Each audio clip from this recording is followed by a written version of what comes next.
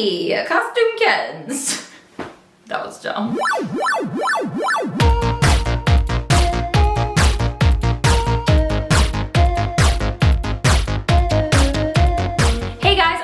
Welcome back to my YouTube channel where I take you on the behind the scenes of my latest cosplay project. Super Mario Galaxy went triple platinum on my family's Wii and it is absolutely one of my favorite games of all time. I am over the moon excited for the release of Super Mario Galaxy. So to celebrate, I'm going to be making a live action version of our Luma queen, Rosalina. Let's get into it and take a look at our fabrics.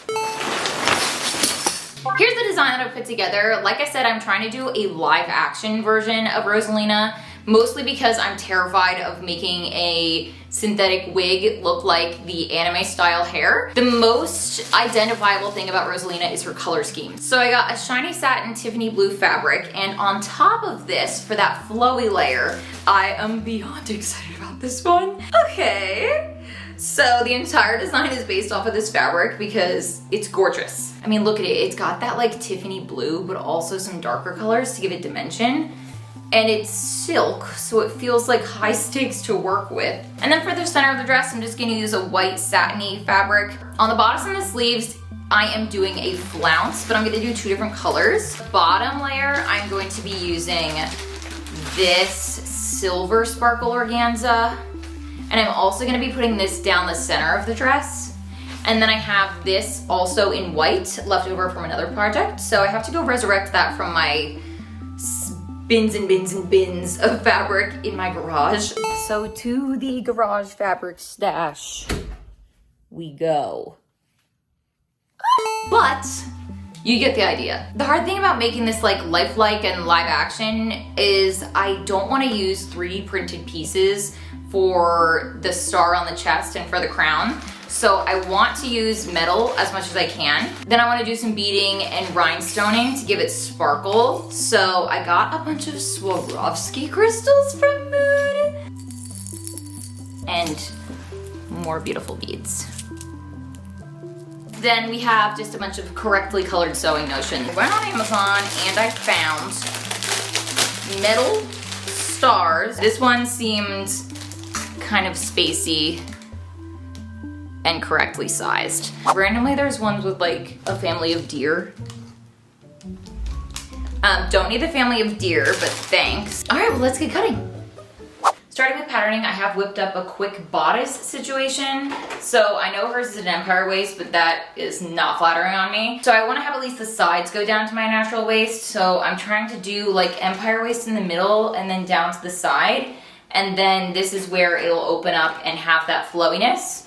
I made this miniature mock-up like a month before I actually started making the cosplay. So it took me a little bit of time to recalibrate to figure out what was the plan. Let's just cut this out of the fabric and see how it goes. This is the teeniest, tiniest little bodice that I've ever made for a dress because normally I don't like to do an empire waist, but we're gonna make it work because we have to be true to the character. So I'm just adding a dart in the front here and modifying my pattern to be able to cut it out of the fabric and make it make sense. So cutting out that little triangle allows me to know where I'm actually supposed to sew it. I must say it's looking a little weird right now. I feel like I was supposed to extend the middle section of my pattern because that's kind of far from my armpit. I don't know. I'm just freehanding this sleeve because I've made sleeves enough times I know what a sleeve looks like. Shing! And really quick, I just got these new scissors as a gift and they are the best thing that I own. They are so sharp, they glide, they're like cutting melted butter. A moment for their ASMR. These things cut like butter. I've whipped up a sleeve. I mostly just need an armpit attachment. I need enough fabric at the bottom and looseness to gather it. This right now looks like when you scrunch up a straw wrapper and then you slowly drop water on it so it like wiggles out like a worm. This looks like the before. Yeah, perfect.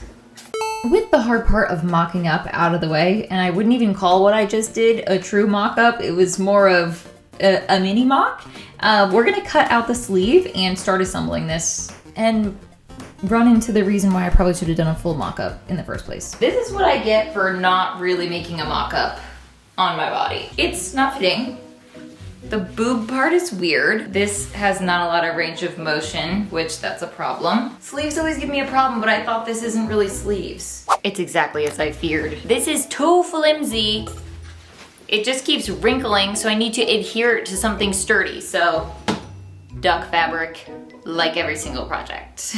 Since this bodice is the only thing that's actually going to be tight to my body and therefore holding up all the weight of the skirt, which I want to have a train and several, like 5 different fabrics attached to it, it needs to be sturdy, which means that I needed to put some structure in there.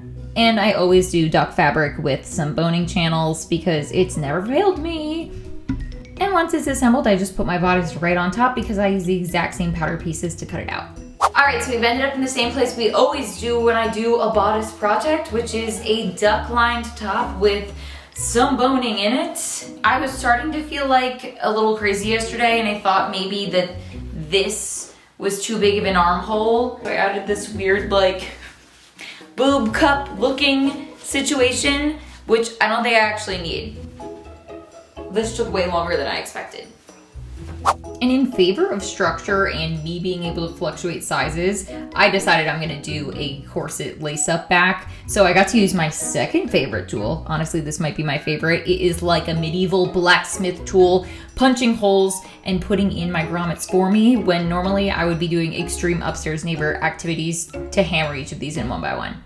Okay, I don't have a lot of arm movement, but the lacing up worked. Per usual. This is as far as my arms go up, so that's gonna be just a problem that I'm not gonna fix. We have something structurally sound now, so I'm gonna put the length of the dress on, the skirt portion, and attach it here, and let's do some draping. Thought is that my front panel, if it's like this, can kind of be like ruched in the front. In the moment, I couldn't figure out why the fabric was doing this, so I moved on and did a garage fabric haul instead. Oh, it's still going. Also all from Mood. I'm inclined to use this fabric for the centerpiece, but it's see-through. So that seems like a problem. And I might need to line it with a white satin, which I have plenty of. So perhaps we do the base of the skirt with this, put this over it with maybe this, then this, then this. All right, this is the skirt combo, and then we have to do the Tiffany blue and our blue silk on top. Why is it doing this? It's supposed to go in. Instead of drafting a pattern and trying to figure out why this shape wasn't working out the way I thought it would, I was not really firing on all cylinders this day. I just decided to keep going and deal with it later because this white part is mostly covered by our blue panels anyways, so what the side looks like is not really that much of my business. However, the blue panel pieces are extremely a lot of my business, so I did do a correctly organized pattern for that before cutting out of my fabrics because we can't be taking any risks with the blue silk, but we can be taking more risks with the garage fabric. Okay, I'm trying to figure out how to do this flounce, and I've created this spiral.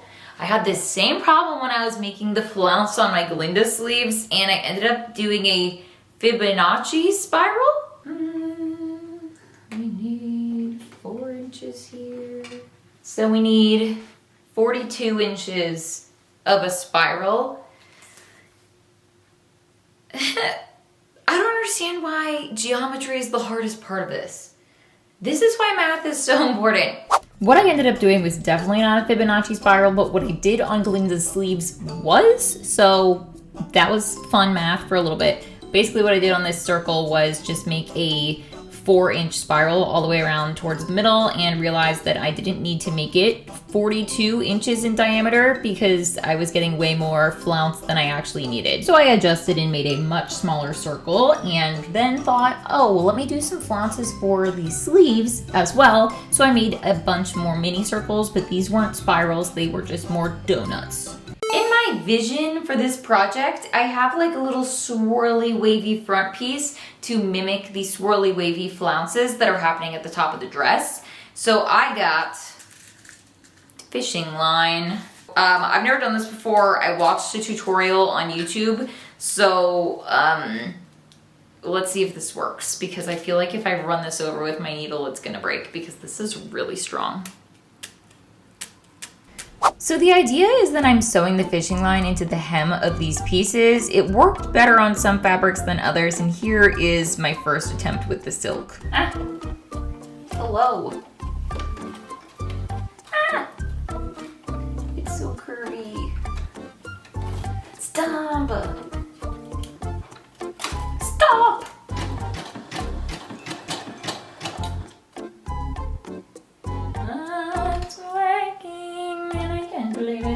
The key was making a little channel for the fishing line to sit in and then doing a zigzag stitch, and it came out looking so beautiful, I must say. Because this took forever and was hard to do, I was hoping it wouldn't look good, but it looks really good. All right, but I'm just gonna do that to the rest of these and then sew on the flounces. I could not do the folded channel method for the rounded edges of these flounces, so I did a zigzag top stitch down first and then folded it, which was only slightly wonky. I had to do that to 6 of these plus the sleeve flounces, sew those down, and this is what the aftermath was looking like. You're not seeing videos of me on camera this day because this is an accurate representation of what inside my brain looked like. Yesterday, I just locked in and did as much of this as I could. I wish that I made this longer, but we can't do anything about that now. I have put it on and off again 3 separate times. I had to take a break because I reached a point yesterday after 8 hours of sewing that there was nothing positive coming out of me. It was just wrong. The hard part was attaching the flounces. You didn't see video of me putting these sleeve flounces on because that was equally difficult. But just know that I gathered the sleeve like I planned to and sewed 3 layers of that flounce onto it. Then I'm just finishing up the assembly of the dress by putting these skirt pieces on, and then it's time for decoration. Status check! I didn't do a lot of filming of myself during this process because it was chaos, trying to get this done in time for the movie release. The last thing we have to do is the decor. So right now she's kind of plain. So here's my middle star. This is gonna go on the front right here. So I have an access to like millions of beads throughout all the different beading projects I've done. These are the ones I specifically got from Mood. They're gorgeous. They're Swarovski beads, so fancy. I just got these ones from Michaels. Stars, fun. We are gonna stick on this side. Then I have some of these like silvery ones, and then these that I've clearly already used because there's like random sequins in there from Glinda.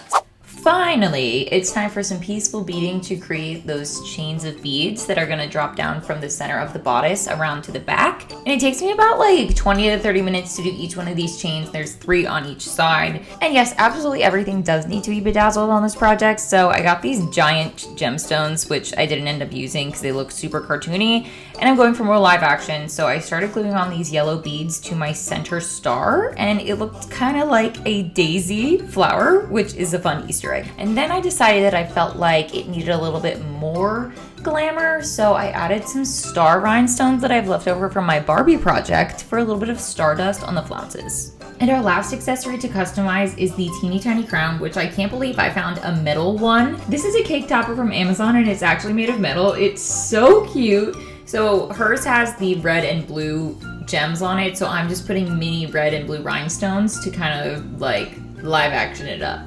She's kind of done, so don't look.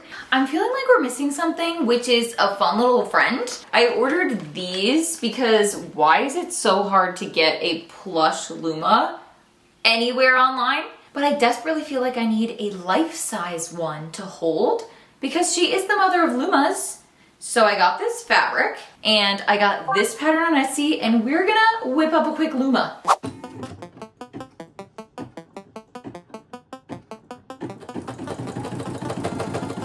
I think this Luma took me like 45 minutes to make, and most of that time was waiting for the embroidery to be done. So the pattern that I bought on Etsy comes with embroidery files, and I just plug that into my embroidery machine, and here we go. We have the cutest Luma face ever. The rest of the pattern is 4 pieces that you just tape together and then 1 piece that you use 4 times for the little arms. I was feeling insane and traced it with Sharpie. I don't know why I did that. And then I just assembled it according to the instructions. And this is why you always save everything, because I was able to make him like a Tempur-Pedic Luma because I had leftover Tempur-Pedic from a pillow that I've had for like several years, and now he's super squishy. I finished him up with a little bit of surgery to sew close the opening, and now he's done, and this is my actual child now. We're gonna turn the living room into a galaxy. I got this galaxy backdrop. I don't know if it's gonna be too much, but I also have a black one that I could use. My light source is coming this way. So the camera will be here. Well, here. I got this highly reflective film. I don't really know how to get it out. And I'm just gonna put this on the ground. The clouds. These are very soft. Got it.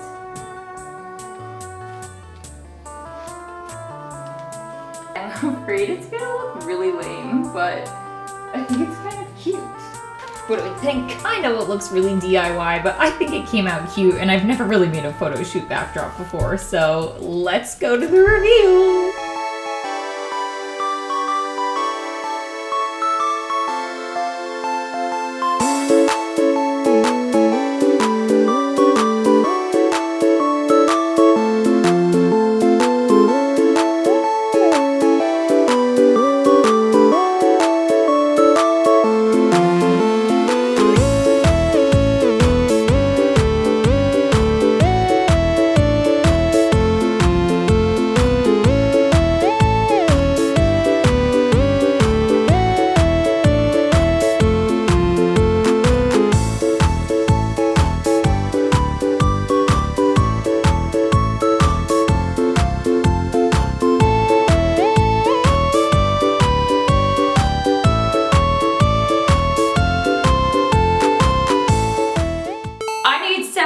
More of these immediately. I love him so much. Oh, he's so cute.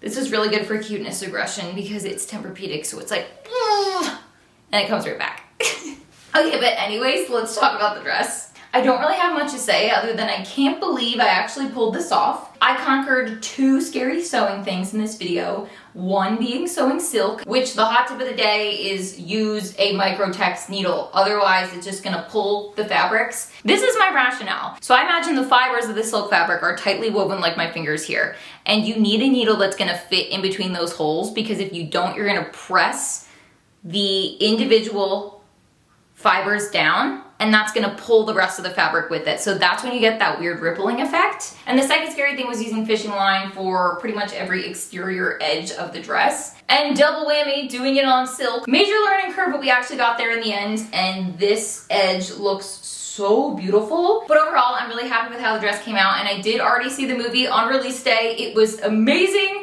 So definitely go check it out if you haven't seen that yet. And to wrap it all up, don't forget to like, comment, and subscribe to come back for more cosplay content like this and maybe some fun little friends in the future, because I have a couple more princesses up my sleeve for the year and I absolutely can't wait to show you guys. So thanks so much for watching, and love you, bye.